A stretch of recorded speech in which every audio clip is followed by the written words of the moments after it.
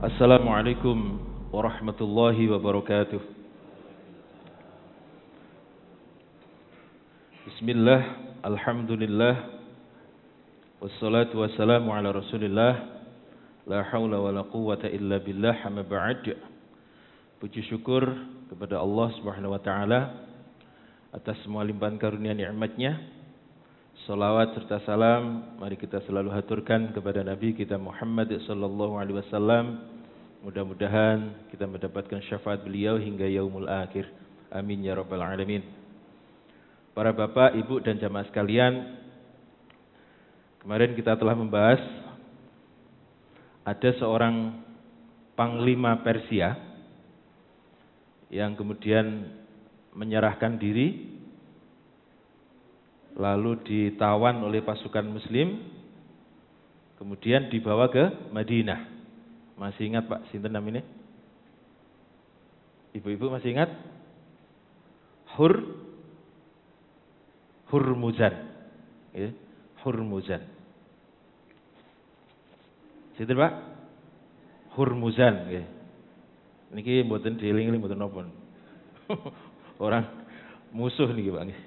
Hurmuzan.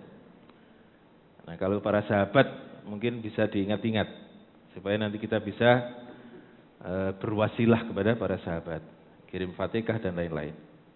Hurmuzan. Jadi Hurmuzan ini kemudian dibawa ke Madinah untuk dihadapkan kepada Sayyidina Umar sebagai tawanan perang, Pak. Nah, masalahnya Sayyidina Umar itu orangnya keras napa lembut, Pak? Keras. Kira-kira diampuni napa dieksekusi? Kalau melihat kerasnya Sayyidina Umar, dieksekusi seharusnya. Kita kembali sebentar ke tawanan perang Badar. Ketika perang Badar itu pasukan muslimin menang, kemudian ada 70 orang yang ditawan. Lalu Nabi bermusyawarah dengan para sahabat. Maka ada dua pendapat yang mengerucut, Pak.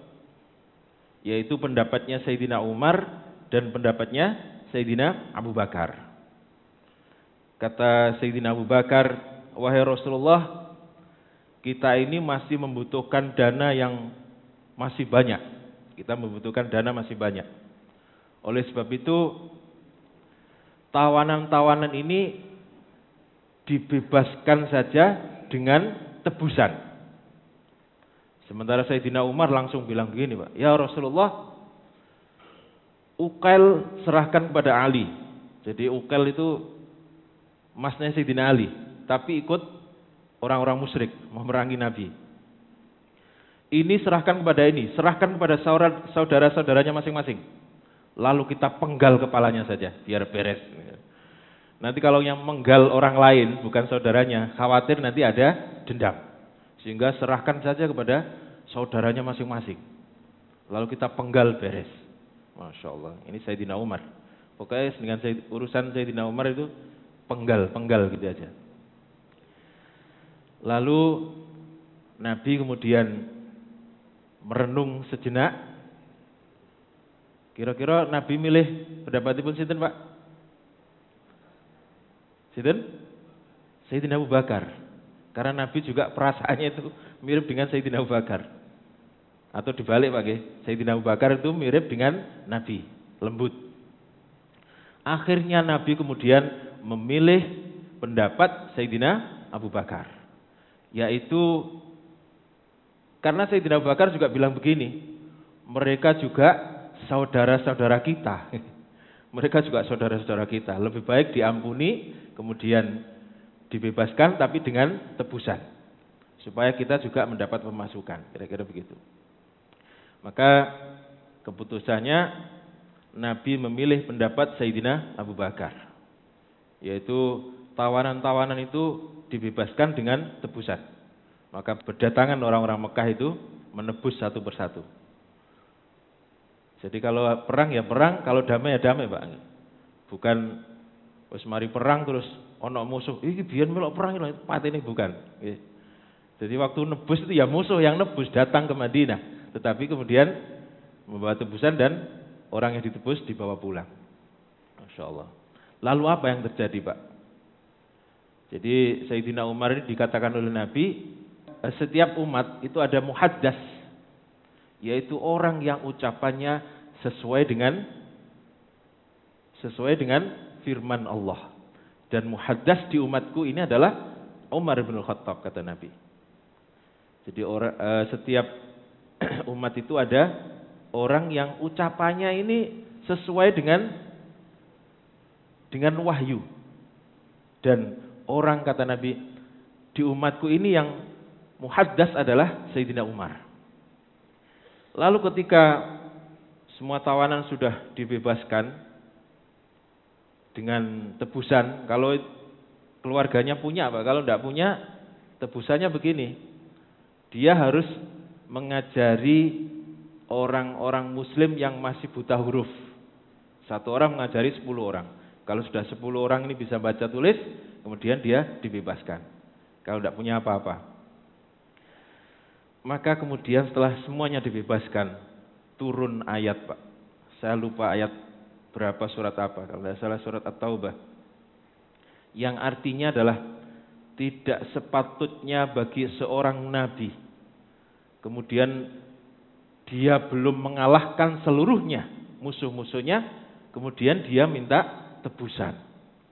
Andaikan bukan karena rahmatku, maka akan saya turunkan azab. Masya Allah, ini peringatan luar biasa, Pak. Sehingga Nabi kemudian nangis. Yang tahu duluan Sayyidina Abu Bakar, nangis juga. Datanglah Sayyidina Umar. Kenapa kalian menangis? Kenapa kalian menangis? Kalaupun itu ada sangkut pautnya dengan saya, maka saya akan ikut menangis. Tetapi walaupun tidak ada sangkut pautnya dengan saya, karena kalian menangis, saya pun tetap akan menangis. Itu kata Sayyidina Umar. Lalu Sayyidina Abu Bakar mengatakan, wahai Umar, andaikan Allah marah sekarang kemudian turun azab, maka satu-satunya orang yang selamat adalah engkau. Masya Allah. Itu kata Sayyidina Abu Bakar. Baik, kita lanjutkan Hurmuzan. Situ Pak? Hurmuzan. Jadi Hurmuzan ini dibawa ke Madinah untuk dihadapkan kepada Sayyidina Umar. Ketika mereka ke rumah, ternyata Sayyidina Umar tidak ada di rumah. Lalu mereka mencari ke masjid. Sayyidina Umar itu kalau nggak di rumah ya paling di masjid. Ketika sampai di masjid, didelok-delok kok kosong, masjid nggak ada orang. Yang ada hanya anak-anak kecil itu sedang mainan. Kemudian anak kecil itu bertanya, apakah kalian mencari Amirul Mukminin? Benar. Sampean tahu di mana? Lah iku di sebelah kanan itu, di sebelah kanan masjid itu. Sedang tidur. Masya Allah. Pemimpin presiden, Pak, kelesetan di emperan masjid. Itu sedang tidur di samping kanan masjid. Masya Allah. Nggih. Jadi perlu kita ketahui bahwa Sayyidina Umar itu wilayah yang dipimpin, kalau dikuruskan sekarang, Pak, ini ada 28 negara. Oke, betapa luasnya, Pak. Itu Sayyidina Umar, nanti bisa berkembang lagi. Jadi kalau dikuruskan sekarang, wilayah yang dipimpin oleh Sayyidina Umar itu ada 28 negara. Orangnya tiduran di emperan masjid, gak gawe apa-apa. Mboten di hotel, mboten. Ini Sayyidina Umar. Jadi Hurmuzan ini semakin penasaran. Awalnya dia membayangkan ada istana yang megah. Karena raja ini atau pemimpin ini itu mampu mengalahkan Persia. Sedangkan Persia itu, kemarin sudah kita bahas bagaimana istananya dan lain-lain. Ternyata rumahnya sangat sederhana. Kenapa kalau ini, Pak? Sangat sederhana, ini RSSS ini. Sangat sederhana sekali. Masya Allah. Karena penasaran, Hurmuzan menanyakan, di mana Umar? Di mana pemimpin kalian? Para sahabat kemudian menunjuk kepada orang yang sedang tiduran di masjid. Itu dia. Tapi kemudian telunjuknya ini diisyaratkan supaya mereka semuanya diam. Supaya tidak mengganggu Sayyidina Umar. Masya Allah. Tetapi para jamaah sekalian, orang-orang ini, orang Madinah itu, ketika mendengar ada tawanan perang, yang ditawan itu adalah pemimpin, mereka berdatangan ingin melihat seperti apa Hurmuzan itu. Masya Allah. Akhirnya kemudian menjadi gaduh, banyak yang datang. Masih meneng kabeh Pak nggih. Nek wong iku wakeh nggih, ya germusuk gaduh nggih. Masya Allah. Lalu Hurmuzan ini menanyakan, di mana pengawal-pengawalnya? Lalu dijawab oleh orang-orang muslim, dia tidak punya pengawal, tidak punya penjaga, tidak punya juru tulis maupun dewan. Hurmuzan semakin terpana. Ternyata kekaisaran Romawi itu dikalahkan oleh seorang pemimpin yang rumahnya sederhana, bajunya juga sederhana, bahkan beberapa ada yang sudah jahitan karena sobek, sudah lusuh dan lain-lain. Masya Allah. Jadi menurut jenengan Sayyidina Umar itu pantas masuk surga betul? Sangat pantas Pak. Sehingga beliau adalah salah satu di antara asyara mubasyirina bil jannah. Salah satu di antara 10 orang yang dijamin masuk surga. Nah, Hurmuzan ini mengatakan dia pantas menjadi seorang nabi karena kelakuannya seperti itu. Maka kata orang-orang, dia bukan nabi, tetapi kehidupannya seperti nabi. Nah, para jamaah sekalian, karena gaduh, Sayyidina Umar ini terbangun, Pak. Pandangannya lalu tertuju kepada siapa kira-kira? Hurmuzan, sing modele aneh dewe gitu. Yang lainnya pakaiannya biasa, bahkan lusuh-lusuh. Ini pakaiannya mewah, pakai mahkota dengan intan berlian, baju dengan bersulamkan emas. Jadi Sayyidina Umar tertuju kepada Hurmuzan, orang non-Arab yang pakaiannya mewah. Lalu beliau duduk dan bertanya, apakah dia Hurmuzan? Benar wahai Amirul Mukminin. Lalu Umar mengatakan, aku berlindung kepada Allah dari api neraka. Dan aku memohon kepada Allah, memohon pertolongannya, supaya aku dijadikan orang yang sederhana. Atau dalam bahasa lain, Alhamdulillah, segala puji bagi Allah yang telah membuatku sederhana dengan agama ini. Agama apa maksud Bun? Agama Islam. Beliau lalu melihat kepada seluruh penduduk Madinah yang hadir, melihat pada seluruh rombongan. Beliau kemudian mengatakan, wahai sekalian kaum muslimin, berpeganglah pada agama ini dan ambillah petunjuk Nabi kalian, dan janganlah dunia membuat kalian sombong, karena sesungguhnya dunia itu adalah penipu daya. Masya Allah. Jadi orang yang faham dengan ini, maka dia akan berhati-hati dengan dunia. Nanti ada seorang sahabat, Nu'man bin Muqarrin kemarin Pak, itu ketika disuruh menjadi petugas pengambil pajak, itu beliau mengatakan, karena tidak berani ngomong langsung kepada Sa'ad bin Abi Waqqas, beliau berkirim surat kepada Sayyidina Umar dan mengatakan, wahai Amirul Mukminin, saya ini keberatan kalau disuruh menjadi petugas pengambil pajak. Ibaratnya saya ini duduk berdampingan dengan seorang pelacur yang baunya wangi. Masya Allah. Sehingga mohon kiranya tugas ini bisa dialihkan kepada orang lain. tetapi tidak ngomong langsung kepada Sa'ad bin Abi Waqqas. Faham maksudnya Pak? Jadi seakan-akan bersentuhan dengan dunia. Nu'man itu mengibaratkan dia duduk bersama dengan pelacur yang cantik, baunya wangi. Sangat menggoda. Dunia itu sangat menggoda. Sehingga kita harus berhati-hati, ekstra berhati-hati. Terutama kita yang rezekinya lancar Pak. Lah nek rezekine mboten lancar, hati-hati nopo wong. Mboten nonton napa-napa nih Pak. Ini istidrot atau rezeki kan gitu. Harus berhati-hati. Semakin rezekinya banyak, semakin harus berhati-hati. Jangan sampai kemudian karena rezekinya banyak, blonjoe niku sak katoke Pak. Jangan sampai terkena bahasa-bahasa promosi itu Pak. Belanja sepuasnya. Belanja kok sepuasnya. Napa sing bener Pak? Belanja seperlunya. Nah itu belanja sepuasnya. Sampai puas. Kapan manusia itu bisa puas? Akhirnya kemudian yang dibeli itu pokoknya yang disenengi. Bukan yang dia butuhkan. Itulah nanti yang akan ditanyakan oleh Allah. Kalau kita belanja dengan apa yang kita butuhkan saja, aman Pak.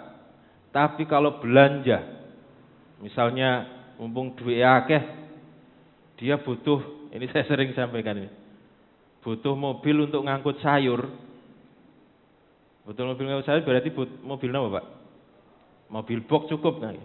Karena uangnya banyak, beli mobil Alphard. Itu namanya berlebihan. Dan itu pasti akan dipertanyakan oleh Allah. Mentang-mentang duit akeh Pak.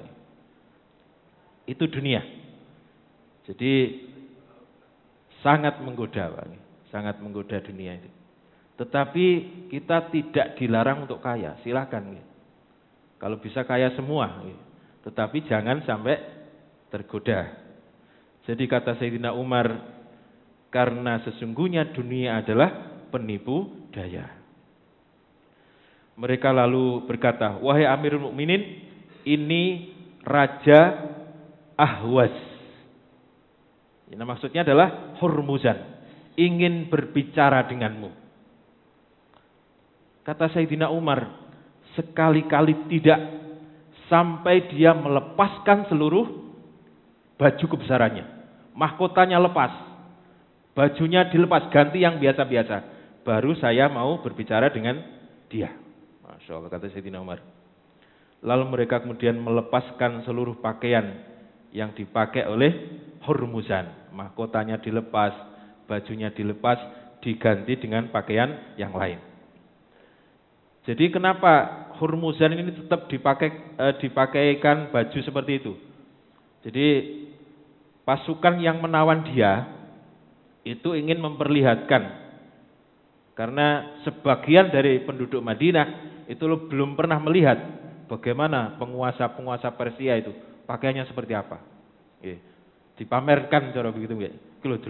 Ini pemimpin Persia yang berhasil kami tawan, maksudnya begitu.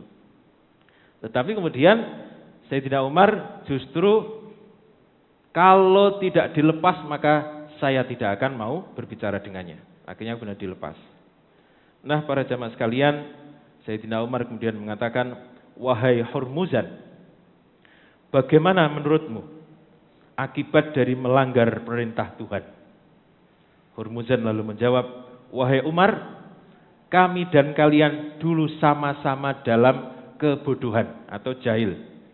Kemudian Allah memisahkan antara kami dengan kalian. Lalu kami mengalahkan kalian ketika Allah tidak bersama kami dan ketika Allah juga tidak bersama kalian.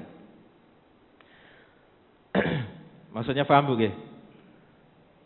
Orang Mekah atau orang Arab juga belum menerima Islam dan mereka juga tidak menerima Allah sebagai Tuhan. Maksudnya begitu. Ketika Allah bersama kalian, maka kalian mengalahkan kami. Nah, itu jelas Pak. Ketika Allah bersama kalian, maka kalian mengalahkan kami. Itu pendapat daripada Hurmuzan.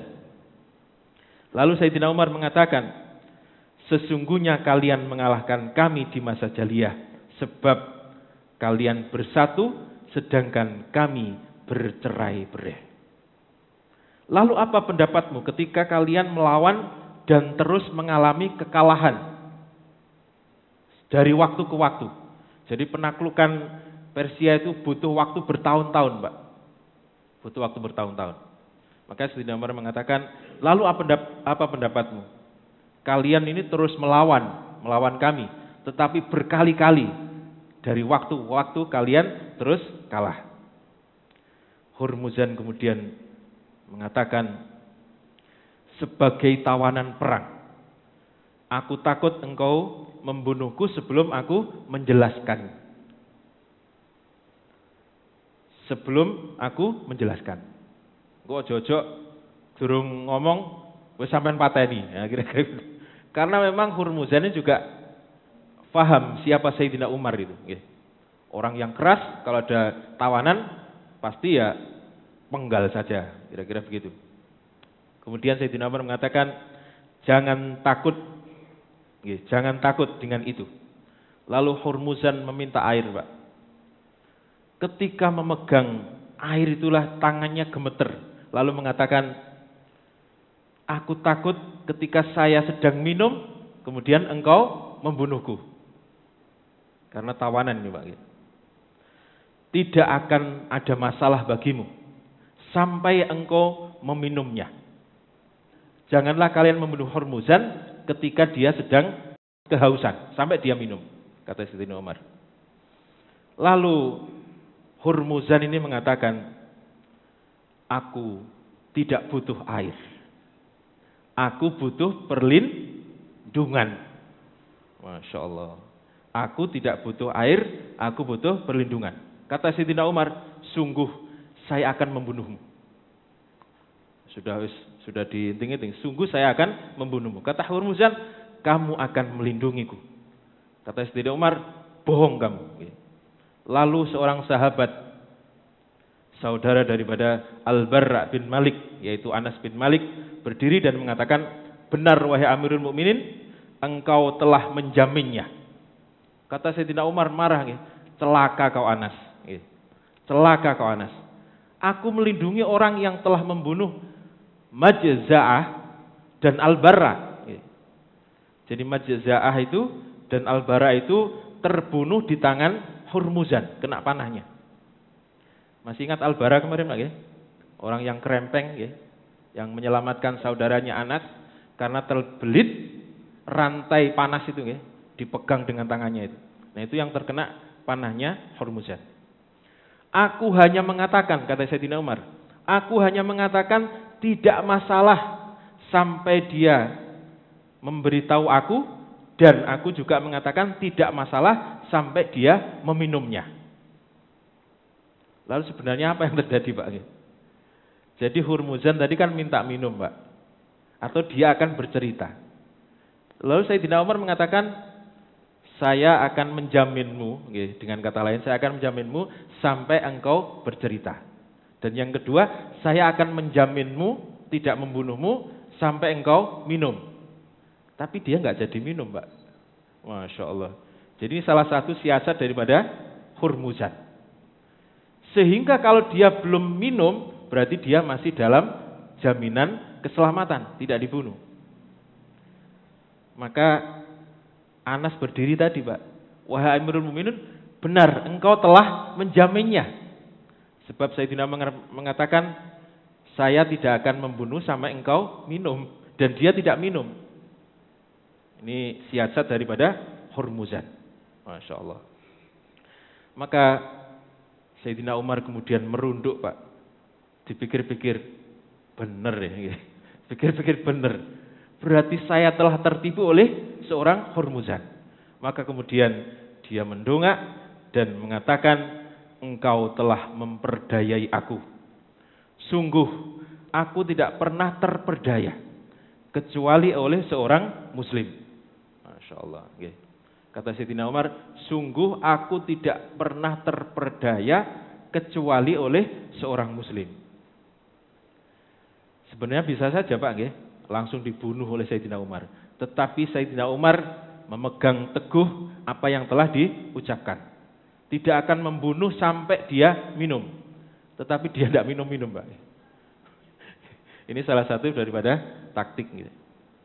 Maka karena kekaguman itulah gitu, seorang pemimpin yang memegang kuat janjinya, memegang kuat omongannya, yaitu memberikan jaminan sampai dia minum tadi gitu, atau sampai dia bercerita apa pendapatnya itu. Dan tersentuh oleh kalimat yang terakhir, yaitu sungguh saya tidak akan pernah terperdaya kecuali oleh seorang muslim. Maka Hurmuzan ini kemudian bersyahadat, Pak. Bersyahadat, Masya Allah. Jadi salah satu pemimpin Persia, panglima utamanya, ini bersyahadat di Madinah. Lalu Sayyidina Umar mewajibkan untuk membayar denda. Membayar denda karena dia ditawan, Pak. Sebesar 2.000 dinar. Kalau diuangkan sekarang itu, Pak, kira-kira 15 miliar. 15 miliar. 15 miliar bagi seorang Hurmuzan ini ya tidak begitu banyak. Kalau kita bandingkan dengan besarnya kekayaan Persia. Kemudian Hurmuzan ini diizinkan untuk tinggal sementara di Madinah. Masya Allah, itu kisah daripada seorang panglima Persia yang kemudian masuk Islam. Nah, para jamaah sekalian, sampai detik ini apakah Persia sudah takluk secara sepenuhnya? Belum, Pak. Belum. Bahkan rajanya, sinten rajanya kalau ini? Yes, Dejrid ini masih sewaktu-waktu bisa saja menggalang kekuatan lalu menyerang pasukan muslimin. Sehingga penaklukan Persia ini terus berlanjut. Masih berlanjut, Pak. Lalu bagaimana kelanjutannya akan kita bahas pada pertemuan yang akan datang. Tetapi supaya tidak jenuh, Pak, besok kita akan nonton bersama film daripada penaklukan Persia. Termasuk nanti ada ini, adegan Hurmuzan ini, Pak. Saya ingat masih ada. Demikian, kurang lebihnya mohon maaf. Mudah-mudahan manfaat. Wassalamualaikum warahmatullahi wabarakatuh.